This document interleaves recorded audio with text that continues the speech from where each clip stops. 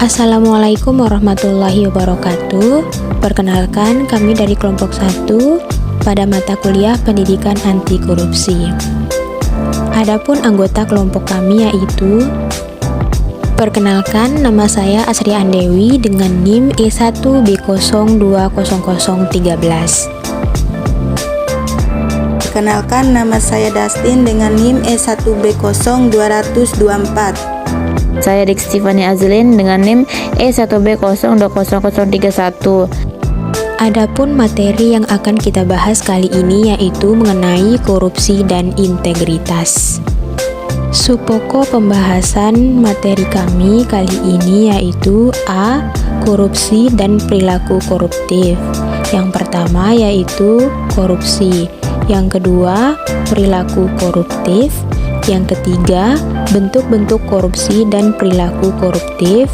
Yang B, yaitu mengenai integritas. Yang C atau yang terakhir yaitu mengenai sejarah perkembangan korupsi di Indonesia. Untuk materi pertama akan disampaikan oleh anggota kelompok saya yaitu Saudari Dustin. Sini saya akan menjelaskan pengertian korupsi. Korupsi adalah istilah yang berasal dari bahasa Latin corruption, dari kata kerja corrupri yang bermakna busuk, rusak, menggoyahkan, memutarbalik, menyogok, mencuri, maling. Menurut Kamus Oxford, pengertian korupsi adalah perilaku tidak jujur atau ilegal, terutama dilakukan orang yang berwenang. Saya akan melanjutkan materi yang disampaikan oleh Saudari Dustin, yaitu mengenai pengertian korupsi. Menurut Kamus Besar Bahasa Indonesia, korupsi adalah penyelewengan atau penyalahgunaan uang negara, perusahaan, organisasi, yayasan, dan sebagainya untuk keuntungan pribadi atau orang lain. Selanjutnya yaitu pengertian korupsi menurut hukum di Indonesia. Korupsi adalah perbuatan melawan hukum dengan maksud memperkaya diri sendiri, orang lain, baik perorangan maupun korporasi yang dapat merugikan keuangan negara atau perekonomian negara. Selanjutnya yaitu pengertian korupsi dalam arti yang luas. Korupsi adalah penyalahgunaan jabatan resmi untuk keuntungan pribadi. Untuk materi selanjutnya akan disampaikan oleh Saudari Diksti. Baik, di sini saya akan membacakan pengertian korupsi menurut para ahli. Yang pertama yaitu menurut Nurjana 1990. Pengertian korupsi adalah istilah yang berasal dari bahasa Yunani yaitu corruptio, yang berarti perbuatan yang tidak baik, buruk, curang, dapat disuap, tidak bermoral, menyimpang dari kesucian, melanggar norma-norma agama, material, mental, dan hukum. Yang kedua yaitu Juniadi Suwartojo 1997. Pengertian korupsi adalah tingkah laku atau tindakan seseorang atau lebih yang melanggar norma-norma yang berlaku dengan menggunakan atau menyalahgunakan kekuasaan atau kesempatan melalui proses pengadaan, penetapan pungutan, penerimaan, atau pemberian fasilitas atau jasa lainnya yang dilakukan pada kegiatan penerimaan atau pengeluaran uang atau kekayaan, penyimpanan uang atau kekayaan, serta dalam perizinan atau jasa lainnya dengan tujuan keuntungan pribadi atau golongannya sehingga langsung atau tidak langsung merugikan kepentingan negara dan masyarakat. Di sini saya akan melanjutkan materi selanjutnya yang telah dibacakan oleh Saudari Diksti. Yang kedua yaitu perilaku koruptif. Perilaku koruptif adalah segala sesuatu yang berkaitan dengan tindakan, sikap, dan pengetahuan seseorang yang melibatkan dirinya mengarah ke kegiatan korupsi. Untuk materi selanjutnya akan disampaikan oleh Saudari Dustin. Setelah di sini saya akan melanjutkan materi yang telah dijelaskan oleh Saudari Asri Andewi. Bentuk-bentuk korupsi dan perilaku koruptif. Bentuk-bentuk korupsi. 1. Korupsi uang negara. Bentuk-bentuk korupsi yang pertama adalah korupsi uang negara. Jenis perbuatan yang merugikan negara ini terbagi menjadi dua bagian, yaitu mencari keuntungan dengan cara melawan hukum dan merugikan negara, serta menyalahgunakan jabatan untuk mencari keuntungan dan merugikan negara. 2. Korupsi suap. Menyuap. Bentuk korupsi berikutnya adalah korupsi suap menyuap yang merupakan tindakan pemberian uang atau menerima uang atau hadiah yang dilakukan oleh pejabat pemerintah untuk melakukan atau tidak melakukan sesuatu yang bertentangan dengan kewajibannya, sebagaimana perbedaan hukum formil dan material. 3. Korupsi tindakan pemerasan.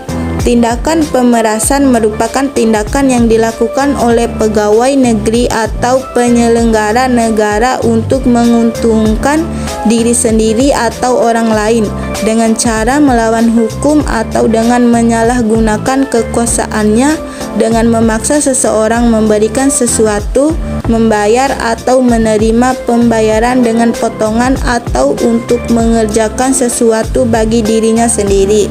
Selanjutnya akan dijelaskan oleh Saudari Dikstifani Ajlin. Selanjutnya yaitu korupsi penggelapan jabatan. Penggelapan dalam jabatan termasuk juga ke dalam kategori yang sering dimaksud sebagai penyalahgunaan jabatan, yaitu tindakan seorang pejabat pemerintah dengan kekuasaan yang dimilikinya melakukan penggelapan laporan keuangan, menghilangkan barang bukti atau membiarkan orang lain menghancurkan barang bukti yang bertujuan untuk menguntungkan diri sendiri dengan jalan merugikan negara. Selanjutnya itu korupsi gratifikasi. Bentuk-bentuk korupsi berikutnya adalah korupsi gratifikasi yang merupakan tindakan pemberian hadiah yang diterima oleh pegawai negeri atau penyelenggara negara dan tidak dilaporkan kepada KPK dalam jangka waktu 30 hari sejak diterimanya gratifikasi. Gratifikasi dapat berupa uang, barang, diskon, pinjaman tanpa bunga, tiket pesawat, liburan, biaya pengobatan, serta fasilitas lainnya. Jenis korupsi ini diatur dalam pasal 12B Undang-Undang PTPK dan pasal 12C Undang-Undang PTPK. Dan yang terakhir yaitu korupsi benturan kepentingan dalam pengadaan. Pengadaan merupakan kegiatan yang bertujuan untuk menghadirkan barang atau jasa yang dibutuhkan oleh suatu instansi atau perusahaan. Orang atau badan yang ditunjuk untuk pengadaan barang atau jasa ini dipilih setelah melalui proses seleksi yang disebut dengan tender. Pada dasarnya, proses tender harus berjalan dengan bersih dan jujur. Instansi atau kontraktor yang rapornya paling bagus dan penawaran biayanya paling kompetitif, maka instansi atau kontraktor tersebut yang akan ditunjuk, dan menjaga pihak yang menyeleksi tidak boleh ikut sebagai peserta. Jika ada instansi yang bertindak sebagai penyeleksi sekaligus sebagai peserta tender, maka itu dapat dikategorikan sebagai korupsi. Hal ini telah diatur dalam pasal 12 huruf I Undang-Undang PTPK. Dan selanjutnya yaitu bentuk-bentuk perilaku koruptif. Di sini ada 4 bentuk-bentuk perilaku koruptif, yaitu mencontek, plagiarisme, berbohong, dan memberi uang sogokan. Selanjutnya yaitu integritas. Di sini ada 3 ahli yang memaparkan apa arti integritas. Yang pertama itu menurut Henry Cloud. Menurut beliau, ketika berbicara mengenai integritas, maka tidak akan terlepas dari upaya untuk menjadi orang yang utuh dan terpadu di setiap bagian diri yang berlainan, yang bekerja dengan baik dan menjalankan fungsinya sesuai dengan apa yang telah dirancang sebelumnya. Integritas sangat terkait dengan keutuhan dan keefektifan seseorang sebagai insan manusia. Yang kedua yaitu menurut Ipo Santoso, integritas sering diartikan sebagai menyatunya pikiran, perkataan, dan perbuatan untuk melahirkan reputasi dan kepercayaan. Jika merujuk dari asal katanya, kata integritas memiliki makna berbicara secara utuh dan lengkap atau sepenuh-penuhnya. Dan yang terakhir yaitu menurut Andreas Hareva, integritas merupakan 3 kunci yang bisa diamati, yakni menunjukkan kejujuran, memenuhi komitmen, dan mengerjakan sesuatu dengan konsisten. Selanjutnya itu jadi integritas adalah suatu konsep berkaitan dengan konsistensi dalam tindakan-tindakan, nilai-nilai, metode-metode, ukuran-ukuran, prinsip-prinsip, ekspektasi, dan berbagai hal yang dihasilkan orang. Orang berintegritas berarti memiliki pribadi yang jujur dan bermanfaat. Saya akan melanjutkan materi selanjutnya, yaitu mengenai manfaat integritas. Di sini kami telah memaparkan beberapa manfaat dari integritas. Yang pertama yaitu manfaat integritas secara fisik. Integritas dapat membuat seseorang menjadi sehat dan bugar. Dengan keadaan ini, seseorang dapat melakukan aktivitas dan pekerjaannya sehari-hari. Yang kedua yaitu manfaat integritas secara intelektual. Integritas dapat mengoptimalkan kinerja otak seseorang. Yang ketiga yaitu manfaat integritas secara emosional. Integritas dapat membuat diri seseorang penuh motivasi, empati, serta rasa solidaritas yang tinggi dalam interaksi bekerja. Yang keempat yaitu manfaat integritas secara spiritual. Integritas dapat membuat seseorang menjadi lebih bijaksana dalam mengartikan sesuatu, termasuk pengalaman hidupnya, seperti keberhasilan dan kegagalan yang pernah dialaminya. Yang kelima yaitu manfaat integritas secara sosial. Integritas mampu mengembangkan hubungan antara individu maupun lingkungan masyarakat. Misalnya, membuat seseorang mau bekerja sama untuk menyelesaikan tugas maupun kegiatan yang menuntut kekompakan serta kerjasama yang baik. Baiklah, untuk materi selanjutnya akan disampaikan oleh Saudari Dustin. Baik, di sini saya akan melanjutkan materi yang telah dibahas oleh Saudari Asri Andewi. Sejarah perkembangan korupsi di Indonesia. Korupsi adalah penyakit kambuhan bangsa Indonesia. Akar sejarah korupsi lewat pungutan liar atau pungli. Bermula sejak Kerajaan Nusantara eksis, selanjutnya pejabat kongsi dagang Belanda VOC mengikuti. Di masa awal Orde Baru, pemerintah menerbitkan Kepres nomor 28 tahun 1967 tentang pembentukan tim pemberantasan korupsi. Dalam pelaksanaannya, tim tidak bisa melakukan pemberantasan korupsi secara maksimal, bahkan bisa dikatakan hampir tidak berfungsi. Peraturan ini malahan memicu berbagai bentuk protes dan demonstrasi mulai tahun 1969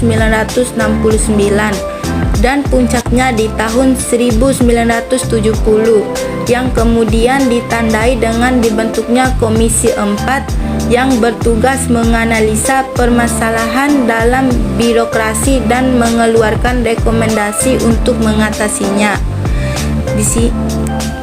Untuk materi selanjutnya akan dibahas oleh Saudari Asri Andewi. Baiklah, di sini saya akan melanjutkan materi mengenai sejarah perkembangan korupsi di Indonesia yang telah disampaikan oleh Saudari Dustin tadi. Teman-teman dapat lihat sendiri ya di slide bahwa terdapat beberapa peraturan yang diterbitkan pada masa Orde Baru yang berkaitan dengan pemberantasan korupsi. Jadi setelah masa Orde Baru kandas, muncul pemerintahan baru yang lahir dari gerakan reformasi pada tahun 1998. Di masa pemerintahan Abdurrahman Wahid, muncul TAP MPR nomor 11/MPR/1998 tentang pengelolaan negara yang bersih dan bebas KKN. Pemerintahan Gus Dur kemudian membentuk juga badan-badan negara untuk mendukung upaya pemberantasan korupsi. Di antaranya yaitu seperti Tim Gabungan Penanggulangan Tindakan Pidana Korupsi, Komisi Ombudsman Nasional, Komisi Pemeriksaan Kekayaan Penjabat Negara, dan beberapa badan-badan lainnya.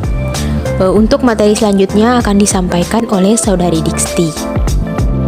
Pada masa itu ada beberapa catatan langkah radikal yang dilakukan oleh pemerintahan Gus Dur. Salah satunya mengangkat Baharudin Lopas sebagai Menteri Kehakiman yang kemudian menjadi Jaksa Agung. Kejaksaan Agung Republik Indonesia sempat melakukan langkah-langkah konkret penegakan hukum korupsi. Banyak koruptor kelas kakap yang diperiksa dan dijadikan tersangka pada saat itu. Di masa kepemimpinan Megawati Soekarno Putri, berbagai kasus korupsi menguap dan berakhir dengan cerita yang tidak memuaskan masyarakat. Masyarakat mulai meragukan komitmen pemberantasan korupsi pemerintahan saat itu karena banyaknya BUMN yang ditenggari banyak korupsi namun tak bisa dituntaskan. Korupsi di Bulog salah satunya. Di tengah kepercayaan masyarakat yang sangat rendah terhadap lembaga negara yang seharusnya mengurus korupsi, pemerintahan Megawati kemudian membentuk Komisi Pemberantasan Tindak Pidana Korupsi KPK. Pembentukan lembaga ini merupakan terobosan hukum atas mandeknya upaya pemberantasan korupsi di negara ini. Ini yang kemudian menjadi cikal bakal Komisi Pemberantasan Korupsi. Perjalanan panjang memberantas korupsi seperti mendapatkan angin segar ketika muncul sebuah lembaga negara yang memiliki tugas dan kewenangan yang jelas untuk memberantas korupsi. Meskipun sebelumnya ini dibilang terlembaga dari agenda yang diamanatkan oleh ketentuan pasal 43 Undang-Undang Nomor 31 Tahun 1999 sebagaimana telah diubah dengan Undang-Undang Nomor 20 Tahun 2001. Pembahasan RUU KPK dapat dikatakan merupakan bentuk keseriusan pemerintahan Megawati Soekarno Putri dalam pemberantasan korupsi. Mungkin itu saja materi yang dapat kelompok kami sampaikan. Bila ada kekurangan, kami mohon maaf. Wabillahi taufiq wal hidayah. Wassalamualaikum warahmatullahi wabarakatuh.